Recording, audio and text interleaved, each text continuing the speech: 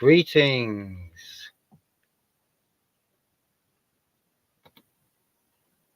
and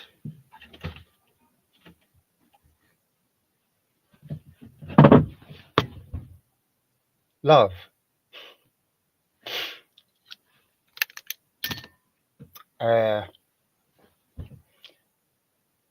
Welcome to the kombucha stream. Hey, Gino. And yeah, I'm your host, Nemo Jones, reporting for beauty. And I'm introducing a new word that I've made up. But first, a few housekeeping things. No, first, why are you here?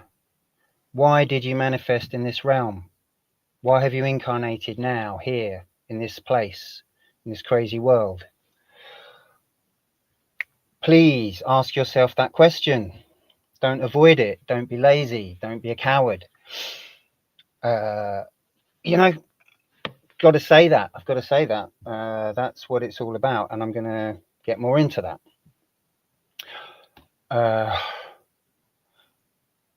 I'm here because this is my response to that question.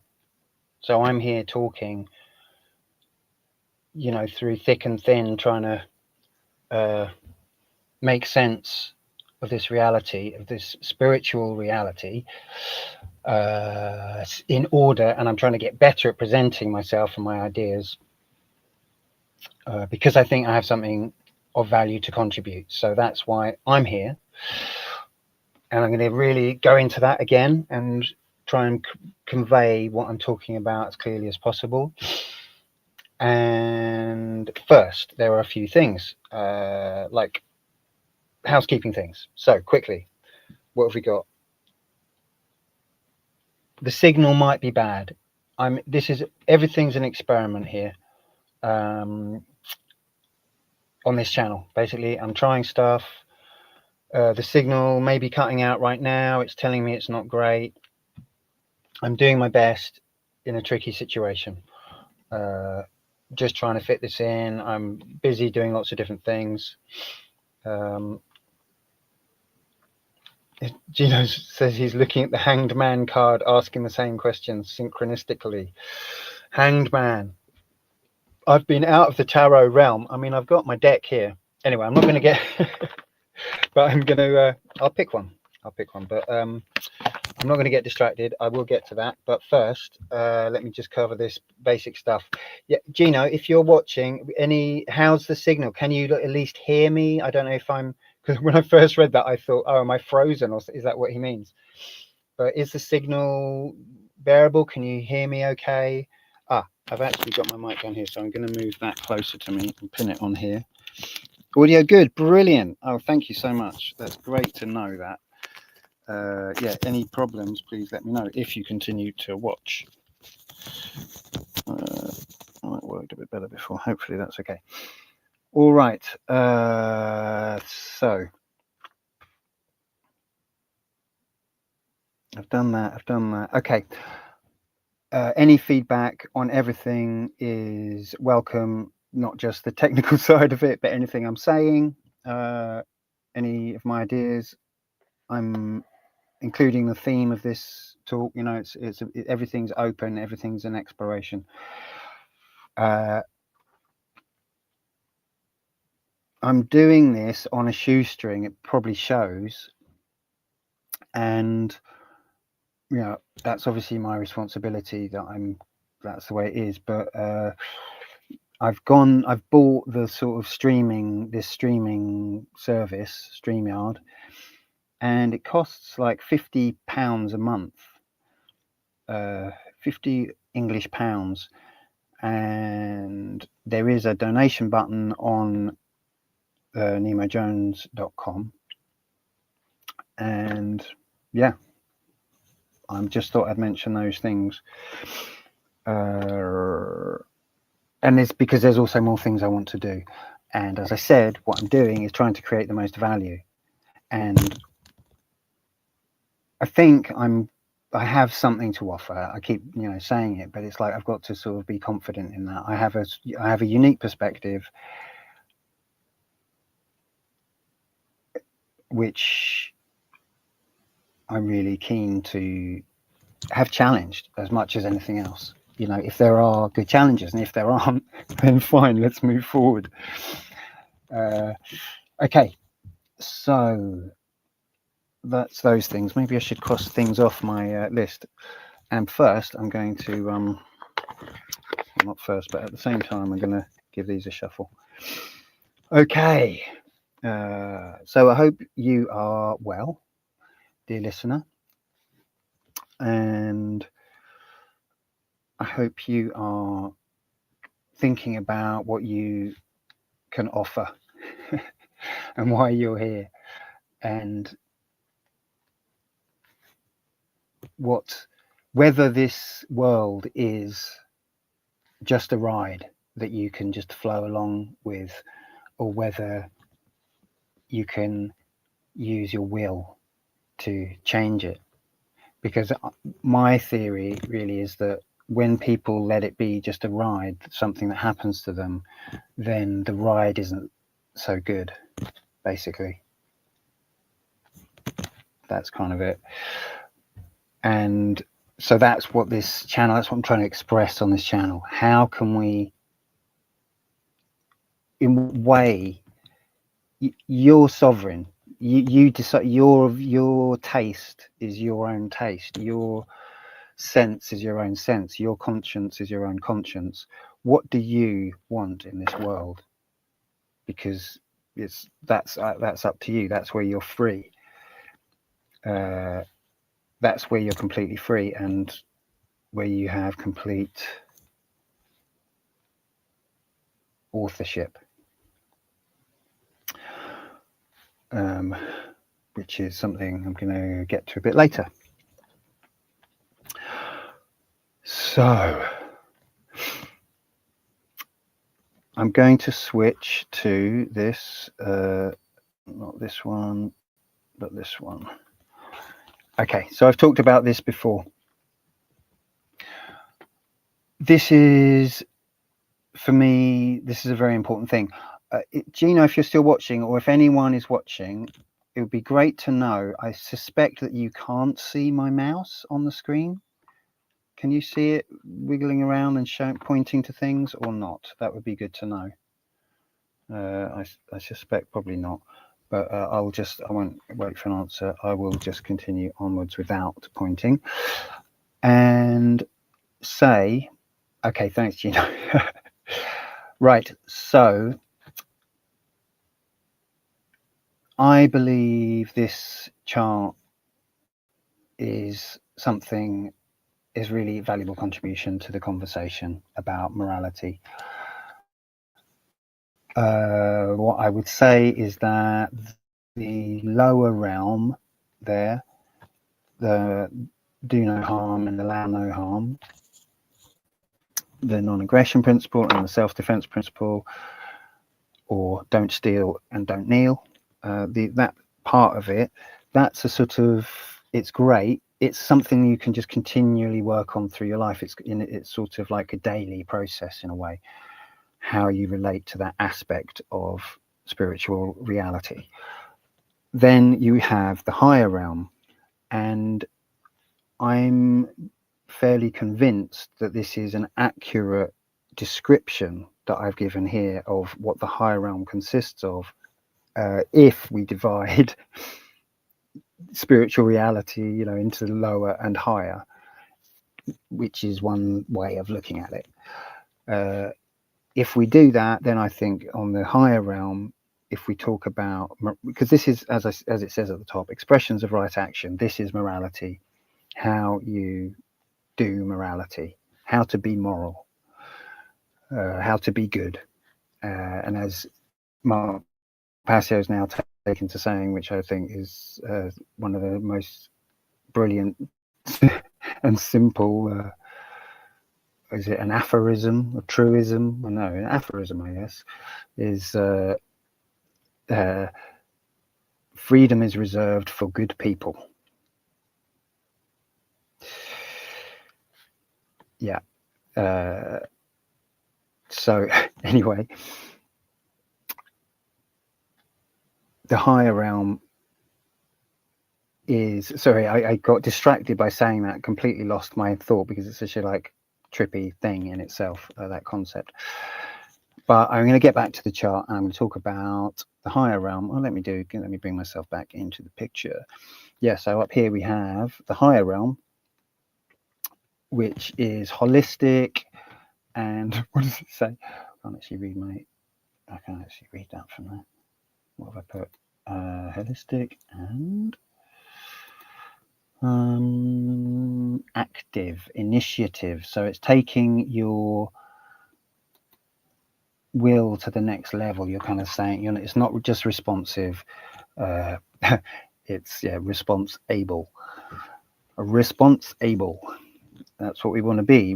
That's what we are, and that's what we want to engage, I believe, in order to become enlightened and to spiritually progress and to create heaven on earth, which is the dream and the reality to be. So let me get back to this higher realm. Seeking truth being the feminine aspect and speaking truth. And so it's readiness to learn and readiness to teach. So I'm endeavoring to embody a readiness to teach because I think I have something that I can convey to people who have less of an understanding of spiritual reality, and hopefully I can help them to get more aligned with their higher selves, your higher self, and align your thoughts, feelings, and actions. And obviously this is a bit scrappy in terms of presentation, and I'm learning, and it's kind of all on the cheap, as I said, but hopefully I can get better at presenting. I think I am getting better, slowly but surely.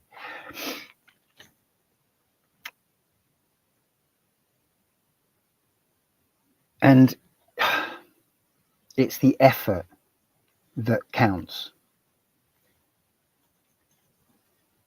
right? It's it's the will engaged in reality. That is what counts. It's not the quality. It's not whether you're the best. It's just making the effort sincerely, to align your actions with your conscience.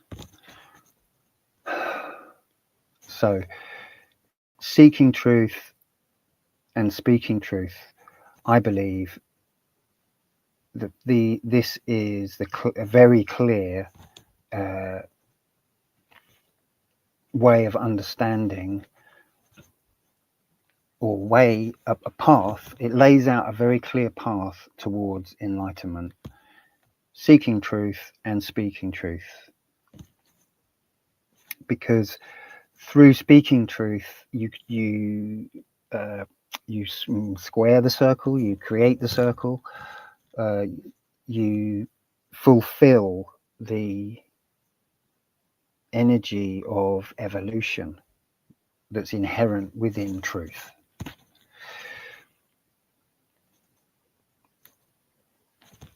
Maybe that sounds woo-woo,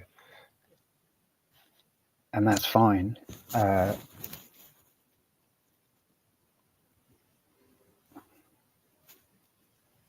We have to accept that there's a choice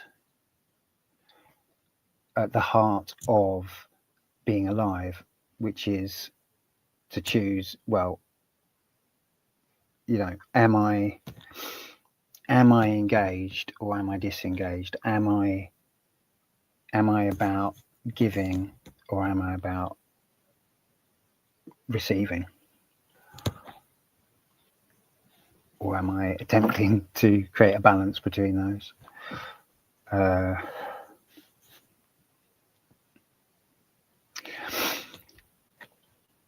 Seeking truth and speaking truth.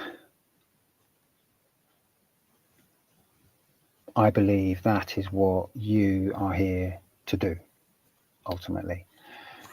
When you start to get on top of the lower realm, which doesn't mean you're perfect, you've solved everything, you're a moral being. That's not really, that probably isn't attainable in this reality as it is. Anyway, that's a question. It's only difficult. But the lower realm is something that you engage with, as I've said at the beginning, something to keep going on, to keep moving towards. Whereas I think the higher realm is something where you sort of see, I feel you can see more progress, because you feel when you have a revelation, an epiphany, or you just look back and you realize that you've grown morally, then it's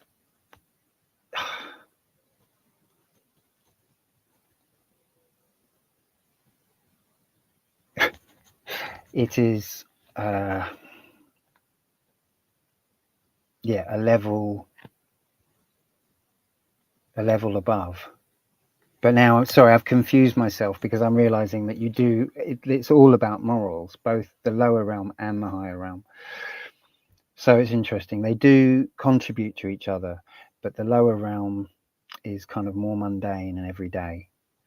And then the higher realm is where you reach above that, and you go, oh, I don't just have to respond to my the everyday needs and the effects that I'm experiencing every day in the moment. I can use my imagination and my conscience and choose actions that begin to rise above that into something different, into alignment of thought, feeling, and action. Right. So I've talked about that and that.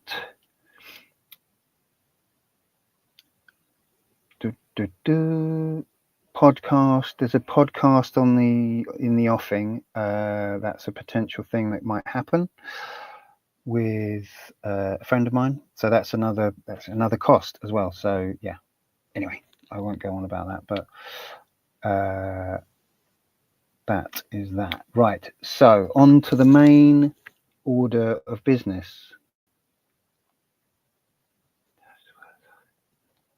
Okay, yes, which is, sorry, I just wanted to check. So I'm going to get rid of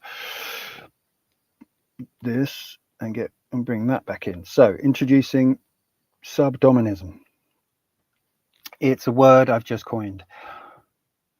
Subdominism. Very obvious kind of etymology. The ism, so I'll go through my understanding of it. I'm not going to sort of go through I will actually go through things I've written. Why would I not do that? But I'll just kind of freestyle on it a bit about the basic etymology of it. Subdominism. Sub is like submit. Dom is like dominate. And but domin is like dominate, and then ism is kind of turning that into an ideology, a belief, and ultimately a way of defining, a means of defining the self. So I believe so this word, I'm not attached to it I'm not bothered necessarily about whether this form that I've come up with is has legs. That's not my point. The point is, here is a concept that is exceedingly useful in spiritual reality, and I'm going to explain why I think that. So, but that's the basic etymology. It's very simple. It is the belief of being under and being over. So if you sort of look, if you were to find like synonyms for this, there are synonyms, and a couple of the closest. One is hierarchism, which is apparently a word. Hierarchism. So what that obviously means is that it's basically that hierarchies are inherent in reality. They're natural. That's what hierarchism is. And I am a hierarchist, meaning, yes, things are better and worse, or we experience them as better or worse, you could say, or there are taller things and shorter things, etc., etc. Everything is in a hierarchy. You may well be better at some things than I am, and I might be better at some things than you are, or you might be better at everything than I am, but that doesn't put you in a position of domination automatically, right? This is a really important distinction. So hierarchism is not the correct word for the concept that I'm getting at, because in hierarchism there isn't an assumption of it could be superior. You could be a superior pianist, but you're not dominant. This is a sort of correlation that's they're obfuscated together a lot in our culture and in our minds. So there's this idea, oh, you're better at something, therefore the other person or the other people are reduced, that they need to go under you, they need to be dominated by you in some way, and this is in the kind of language like of all this the YouTube sort of thumbnails and stuff dominates.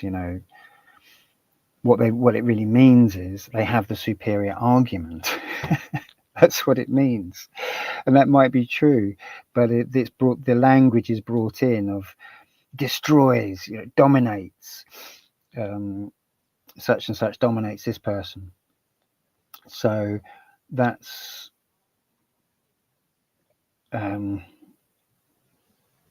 sorry, let me get a drink of water.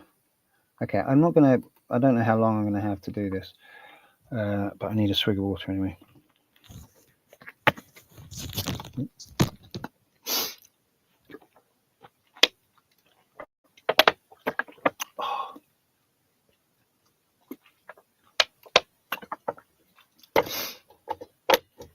Okay, so another word that is close to subdominism is authoritarianism.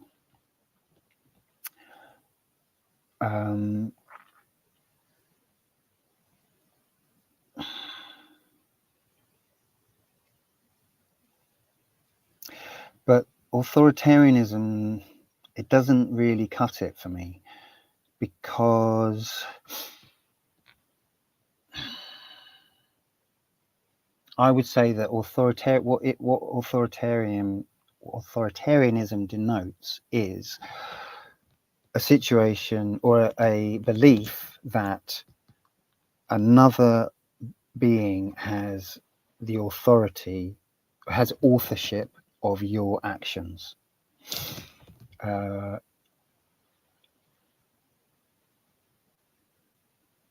it's interesting, I put in my notes authorism. as being in a way an alternative expression of sovereignty, authorism, because you know you are authoring, you are the author, which you are the author. That's the spiritual reality.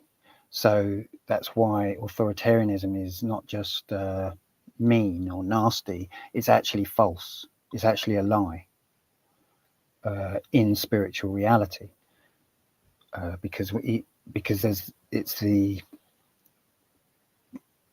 oxymoronic. If I say this person has power over me, I'm saying it. I'm allowing that to be. So it doesn't make sense on its own terms. You're demonstrating that they don't have power over you by choosing to give them power over you. Right.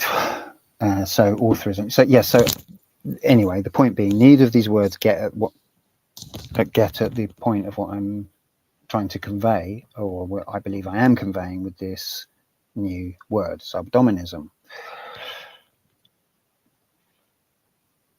Why did I choose to come up with this word? Or how did I reach the idea that there was and is a need for this word, whether it lives with this formulation or whether a different word carries the same connotation, meaning?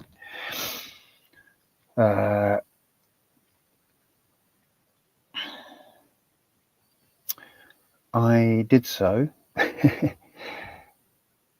through wanting to convey things on this channel about the concept of invisible religions.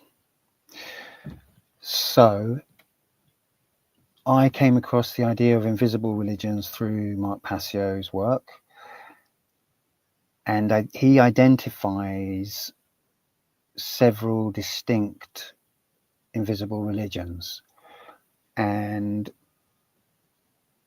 I don't know. I've got a list here. I don't know if it's the same list that he would use, or and there may be more. And I actually would be really interested if anyone can contribute more, because I sort of think the reason I've come up with this concept is because this concept, I believe,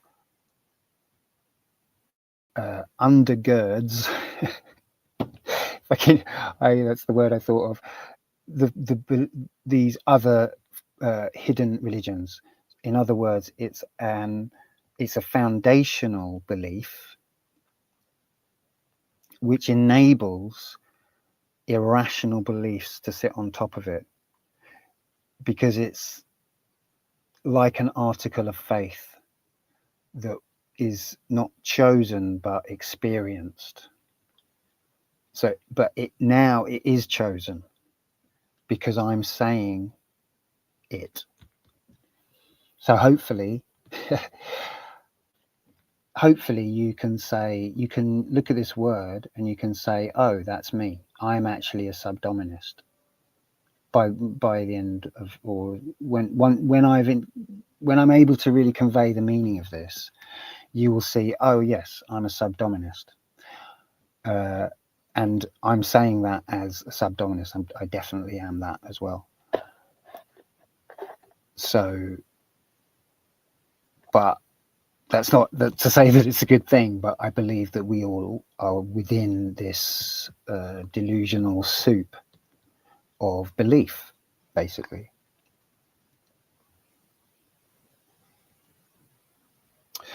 So the list that Mark Passio, or that I've come up with, that certainly some of these are within Mark Passio's idea of hidden religions.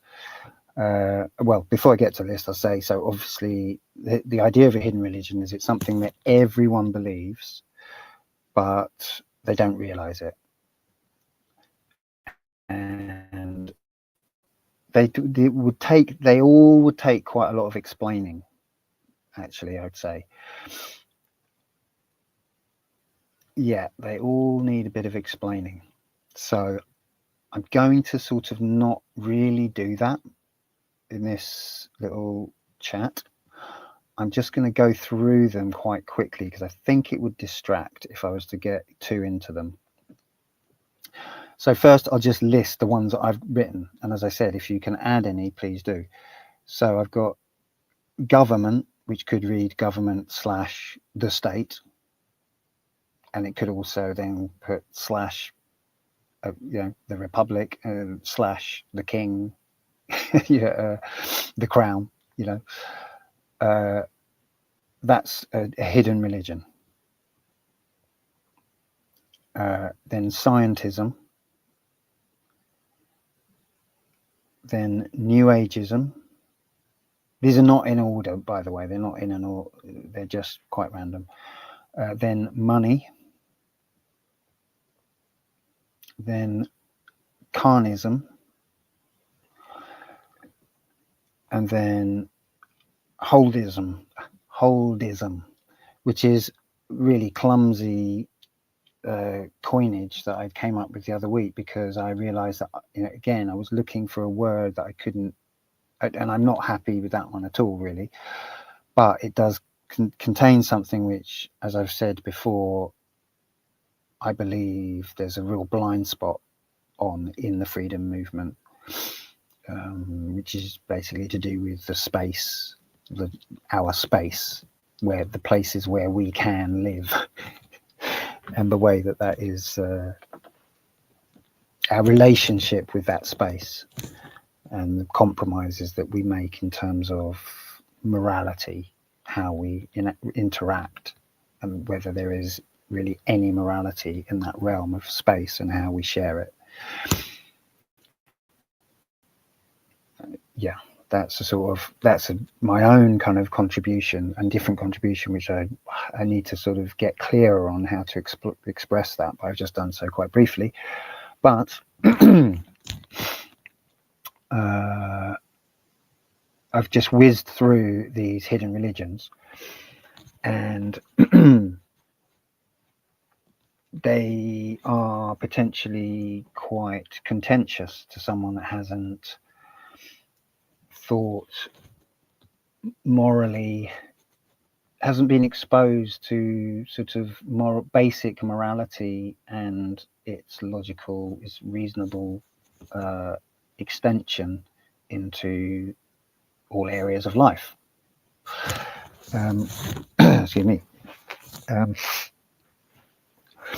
Right, so I'll kind of whiz through them again and see if I can give a quick breakdown. So we've got government, etc. Government, any idea that there is this great authority that occupies a piece of land and that's morally legitimate. That's a hidden religion that everyone seems to believe. And it's one of the most sort of obvious applications of the word subdominism. Scientism is about truth. So it's about the individual relationship with truth, meaning actual truth. Okay, and unfortunately, I think, maybe I can, let's see what I can do to save this. Ooh, I might be about to shut down, which isn't great, but if that's so, don't worry, I'll be back as soon as I can. Let's see if we can do something. Well, we'll see. If I disappear, I might come back on the phone. I don't know. We'll see. Sorry, it's, as I said, it's all experimentation. And yeah, comments are welcome. Okay, sorry. One sec.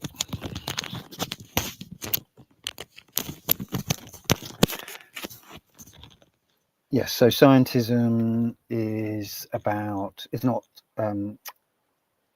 not science.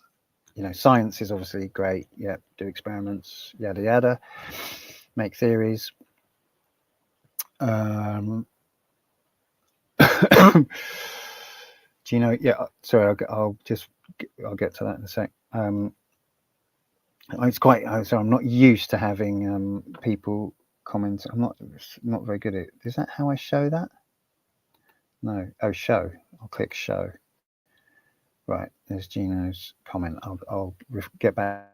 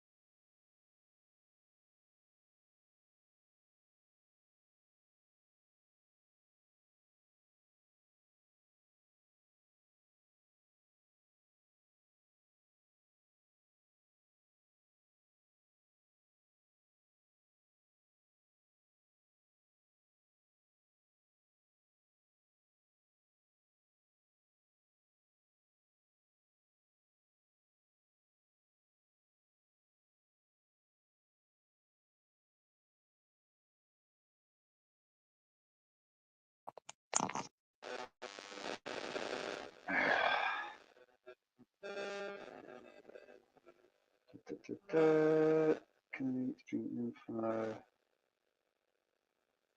Oh, am I back? No. Oh, maybe I'm sorry. Talking to myself. I think I can't actually tell if I'm in broadcast. I've changed to my phone. And hopefully you can hear me. Please let me know if you can't. That would be good. Show comments. Show comments from stage. Yes, that would be great. And what else? Oh boy. Sorry about these tech issues, folks. Bear with me. It's going to be worth it, hopefully. Layouts, you know, do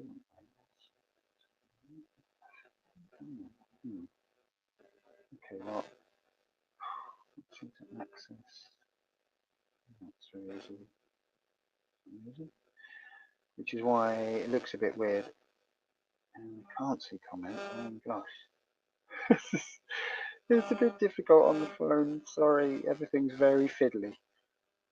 Very, very fiddly. Ugh. Oh boy, this is actually tough. Yep, audio there. Okay. You can see me in the corner here, right? I take it. Looks like it. Right, well, I'm very sorry about this, and I don't actually know if I can. Oh, yes, I can. Right, I'll just bring myself back. Okay, well, at least I'll just leave it like that. Okay, sorry about all that. Hopefully, this is going to be all right. I will now proceed from where I left off. I was talking about scientism being sort of like a monopoly on truth. It's like the author of what you think is truth. You hand your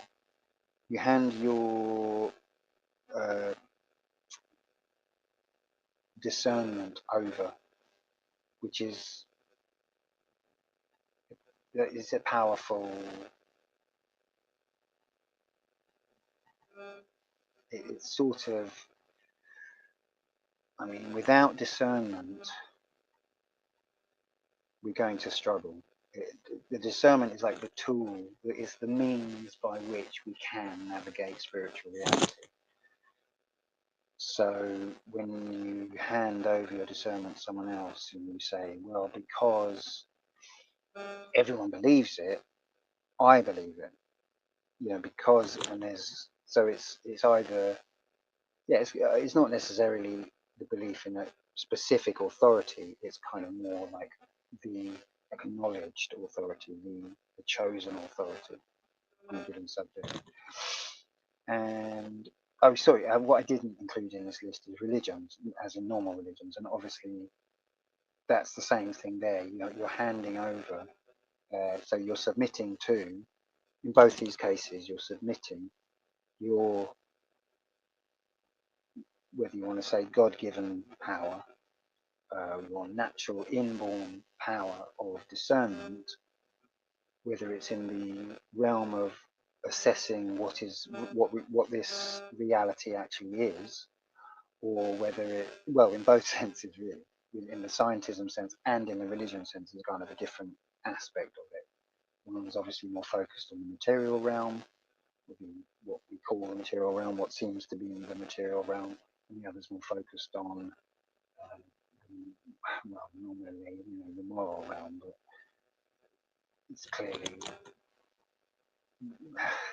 how much it has to do with morality. I mean, it's a bit of a mystery, but it's I'm not going to get into that. The point is, with external religions, what we are regarded as religions, you're sort of handing over your spiritual discernment, and with scientism, you're handing over your rational discernment. You're just outsourcing it. And in both the cases, the same thing applies, as I said, in relation to the government or the state or the king or the republic. You hand over, or the dictator, you hand over your responsibility to them. You say you're handing it over, but that is an act of will. So it doesn't stand up to scrutiny on its own terms.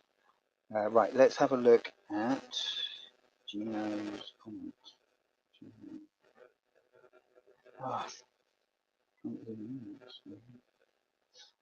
Oh, yeah. Okay. So about this. As long as those religions are believed in, families, organisations, clubs, community groups take on the dynamic too. Yeah, well, that's what I'm going to get to. That's what this is all. That's what the word subdominism. That's what I'm getting at. That word. That there's an underlying theme. You could call it a stance, a spiritual stance that we adopt, that we've all adopted, and that we sustain through feeling that way and thinking that way.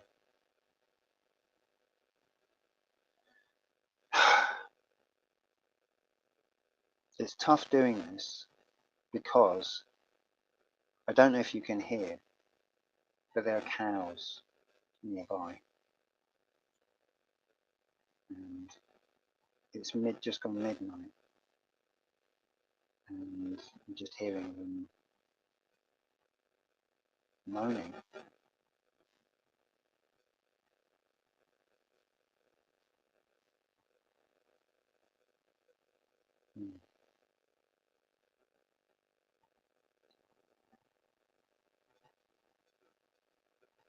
And I don't seem to know how to take moral responsibility for that.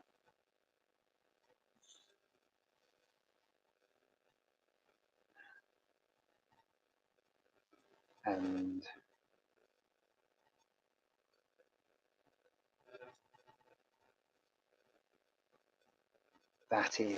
that constitutes submission, a form of submission.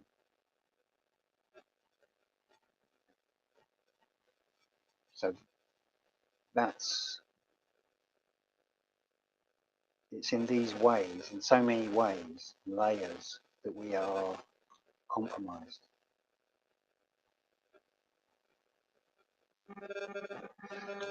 That we compromise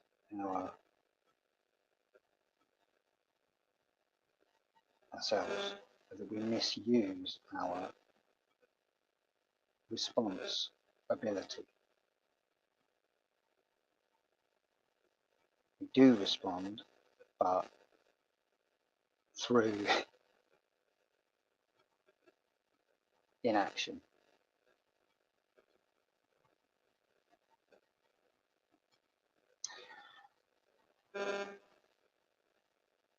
So I sort of covered scientism. I'll see if I can whiz through. We've got New Ageism, and this is something that Mark Passio has spoken about. New Ageism is not, I feel that as if I don't have such a grasp on it as a whole concept, and it's obviously, I think, I suppose, would seem fairly clear that it's not really like a belief system, but it's more like a bunch of different ideas that sort of can to some extent coexist within the framework, but don't necessarily.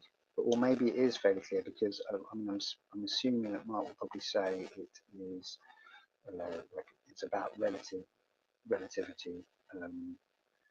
and about solipsism.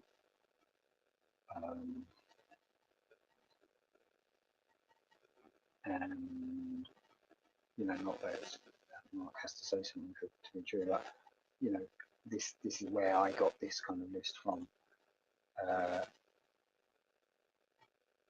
So anyway, I will continue onwards. So New Ageism, yes. So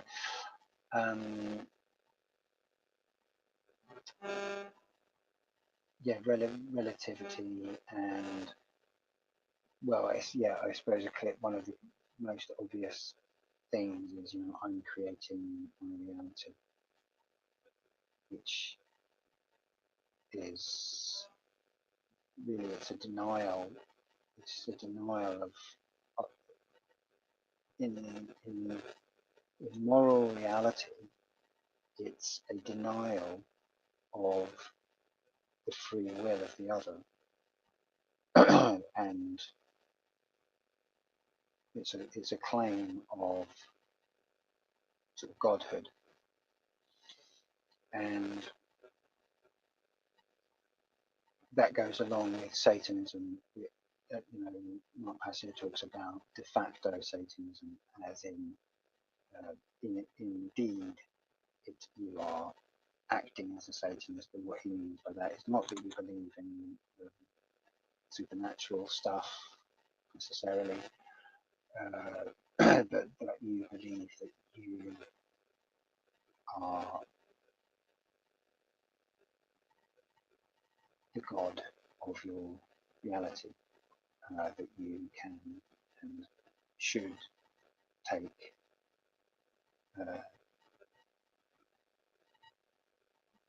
decide everything, decide morality itself, decide truth itself.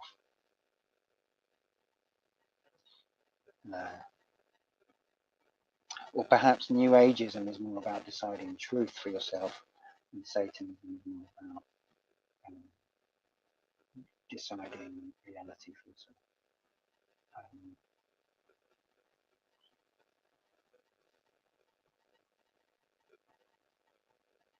Right, I got myself a bit lost there, because it's not something here that I particularly am so clear on. But it is essentially, again, about a state of domination. It's about saying that morally I can dominate. I may, there's nothing to question that morally. So it's a belief system of dominism, and it's also of submission. So this is because it's submitting to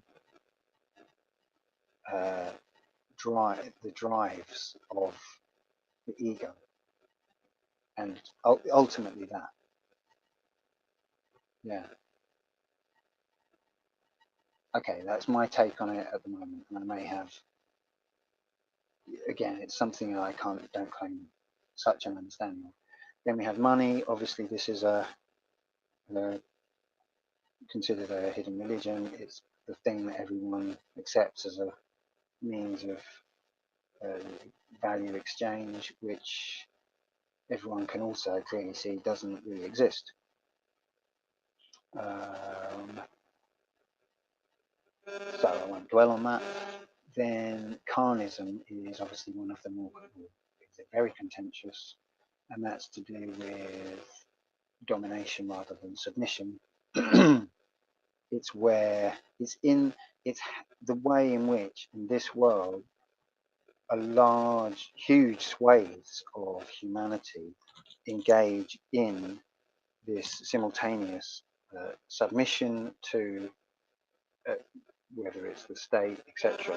That idea, that shared hallucination of external centralized power, and whilst at the same time dominating the natural world, the animal kingdom, and also the actual space, the ground of reality that we share.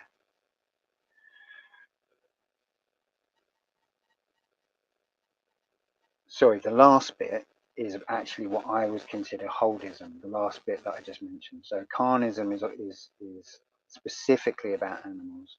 Then the last two bits, I could say, where you're talking about the natural world, I don't know if there's a word for that, of this ideology of being like anything goes in relation to the natural world.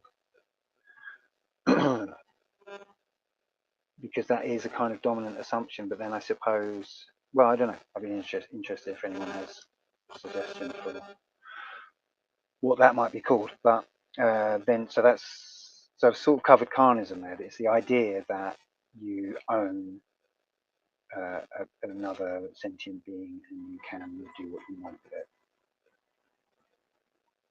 Basically, that's carnism. So you can use it for food, you can kill it, you can enslave it, you can torture it,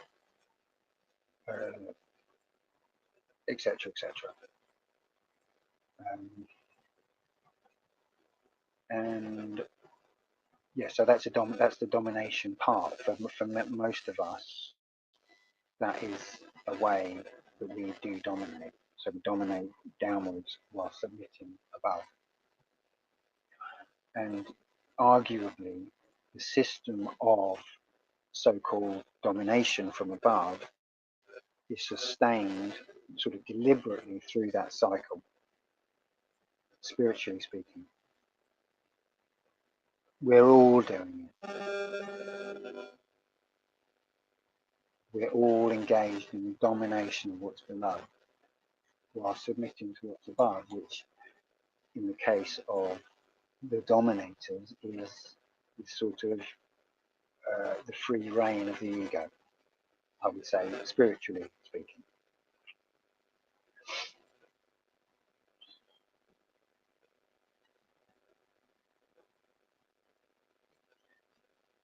So I've covered more or less those invisible religions and through or hidden religions, and yeah, my argument really is that they are all sort of contained within this concept of subdominism, of dominating, of defining ourselves as or through submission and domination, how we submit and how we dominate. And that defines obviously social status and ego status. So this is coming sort of right down into a very intimate, the ways in which we are in society, in yeah, so the way that we are socially, how we feel deflated or uh, righteous. You know, not to say that there's not necessarily anything wrong with being righteous, or necessarily maybe even with being deflated. There's probably a time for that as well. I mean, but the point being that it's such a the ego clings on to this submission and domination down to a very intimate level, but it's also inherent in this system.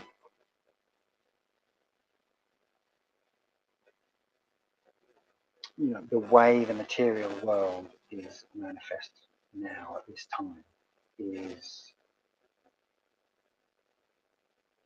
is like this, and we are also internally like this. You know, as within, so without. There's a circle of domination and submission. We are partaking in it egoically and in our actual actions as well. We are submitting and dominating, and our that's a hidden way that we define ourselves and reality and what it is to be alive.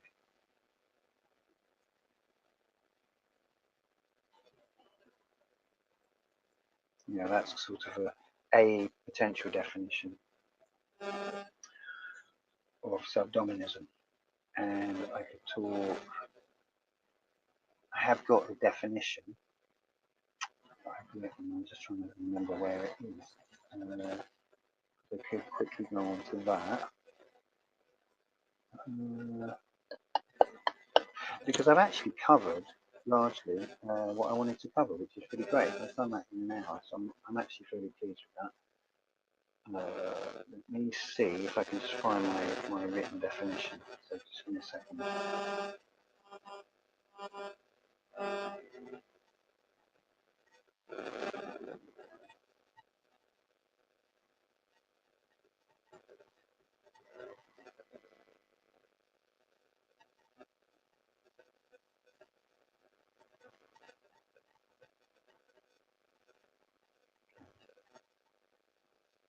Okay.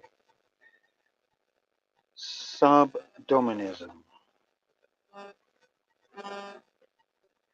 Subdominism is the unconscious, and I've put, and near universal belief that domination and submission are natural, inevitable, and therefore beyond legitimate moral appraisal. Could be worked on, maybe could be better, but that's a basic definition. I'll read it again. Subdominism is the unconscious and near universal belief that domination and submission are natural and inevitable and therefore beyond legitimate moral appraisal.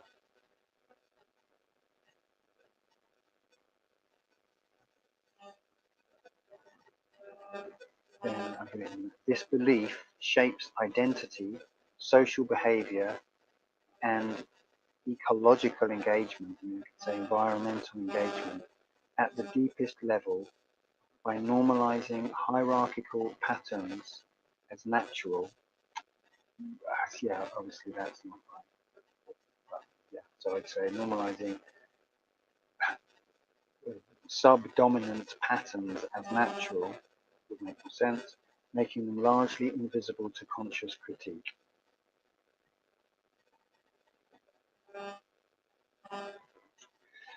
And then obviously I coined this term submissionism because that's in a way, well, they're both aspects, the submission, and we have to look at both aspects, I think, and how they play out in relationships, how they play out in actions, choices, and and our belief system, how our belief systems are sort of feeding this deep approach to reality, deeply held approach to reality. So I put this belief that submission and domination are inherent and inevitable and beyond, basically beyond the morals, shapes identity, social behavior, and I read this, and environmental engagement at the deepest level by normalizing submissive and dominant patterns as natural, or sub-dom patterns as natural, making them largely invisible to conscious critique. Subdominism unifies submissionism, the tendency to submit to external authority, and supremacism, the tendency to dominate, positing that identity and behavior are simultaneously shaped by both, with internal submission legitimizing outward domination, including that of dependents, subordinates, animals, and the natural world, extending to territorial claims. So that's reaching, taking, extending the concept as far out as I can to sort of test it, which I think potentially it holds up. Because it's the idea that I can extend my reach and sort of keep extending to the ends of the earth. That's a sort of form of domination. Yeah.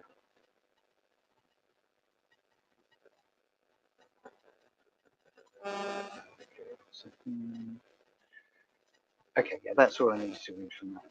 So that's what I've written. And there's my little presentation on subdominism, and I'm absolutely stoked to hear everything you've got to say about it. I think, let me just read have a check on the notes.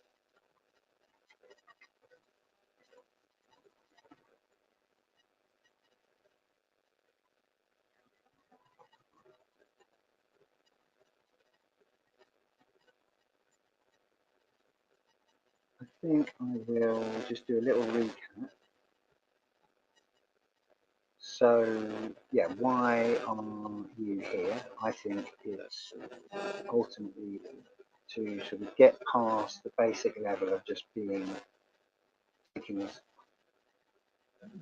start just heading in a moral direction with your actions, and like keeping a good focus on that to the best of your ability, which might not be much, but see if you can head in the right direction there, and then add on to that the high level, which is seeking truth and speaking truth, and I mean spiritual truth, with that, and then speaking truth. I think that is the path to enlightenment. I think that is the path to a better world. And I think it's the only path. Obviously, that's the sort of important thing. It's the only.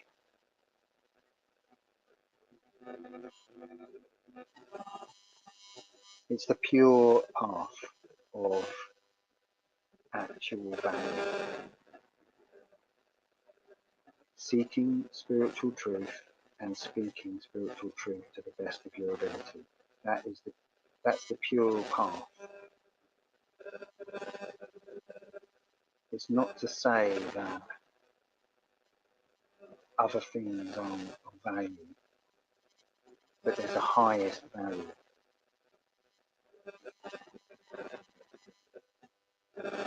And we can do that. It is possible to speak truth, and hopefully, you know, hopefully you've experienced that in your life, where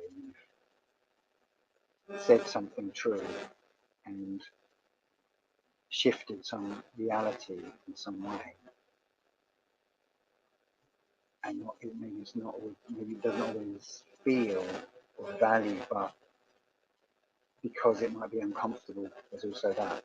But it's, yeah, truth never dies.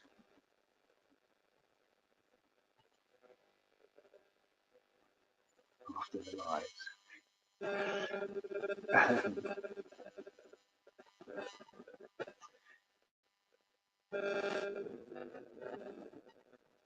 And the reason I'm talking about this concept is because I think it's a way of understanding the truth and spiritual reality that we are all part of, that is a good generalization. Because if you say, as I've just done, if you say, oh, there's all these hidden religions, it's fine, but I believe this is a tool to almost bypass having to understand them. You know, I'm not making necessarily such a grandiose claim, but it's sort of I think it has the potential in the right psyche of the right person, at least, to sort of open a door and go, oh, this way I feel about government, science, new age ideas, Satanism, or these related nihilism, hedonism, and egoism, money, land, my relationship with the space that I'm sharing with everyone else, and carnism, my relationship with the animal kingdom, and then extending that to the natural world as well. I think that with an understanding of this concept of subdominism, it has the potential to shift one's relationship with all of those things in potentially, a shorter time. That's why I came up with the concept, because I was like, oh, I'm going to talk about all of these, and I have just talked about them, but only really in order to sort of test this idea. And I'm very curious what you think, whether you think it's a useful concept, whether the term, the formulation itself is right. I think it's a new concept, a new way of thinking about invisible religions in terms of a sort of basic belief that enables all of those religions. Subdominism.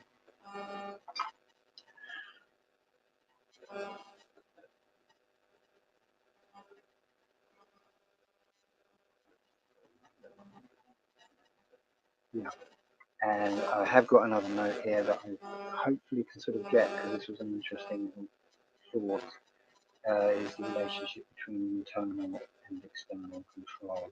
So it's whether you are the agent, whether you sort of advocate agency, which it obviously isn't of agency, as I keep returning to.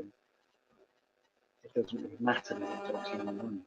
I mean, it does, but what's more important is that it's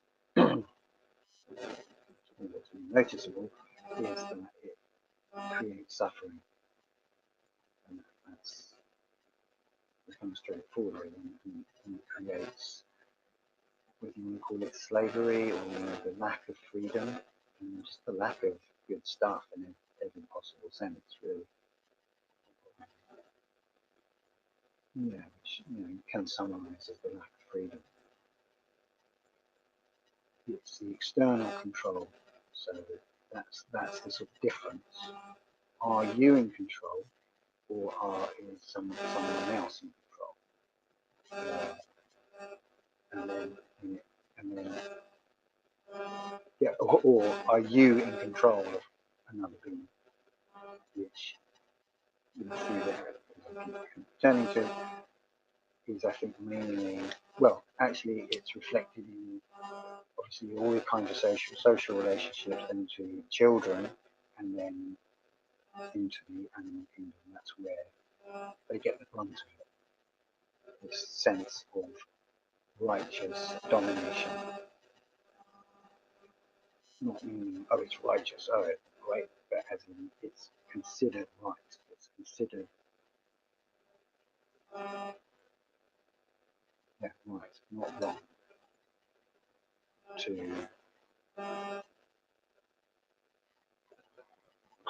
you'll have to spell it out, to do what is done every day to the animal kingdom. So that's a big thing, I think, for everyone to really consider. And the formulation I've come up with, which I might have said here before, I think, yeah, I did just recently, but I think it's pretty cool. It was just this really simple formulation, which is less animal products equals less suffering. And of course, that doesn't really touch, as I've said before, into the basic morality of actual right and wrong, but it's sort of carries with it a simple kind of moral imperative to it. So I think it's quite useful. I've said that before. Anyway, that's it for me, I think. So sort of recap that stuff. Thank you for listening, and I really appreciate people checking in on what I'm talking about. I hope you feel it's of value, and I'm going to head off into the night. And if there's anything else I need to add, I don't think so. I mean, by all means, if you want to share this or whatever, that's fine. And I'll just play a little bit of guitar and then get out of here. How about that?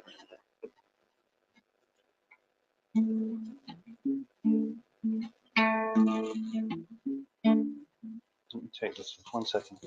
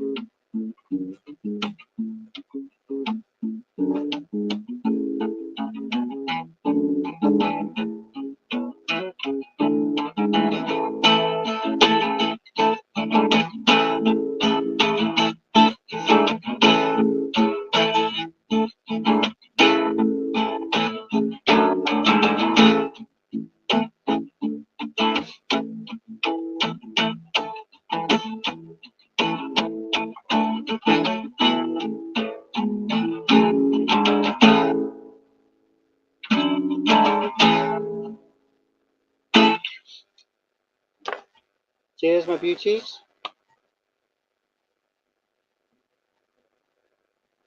Blessings. See you next time. Thanks. These comments are too small for me to read on the phone. Cheers. Bye.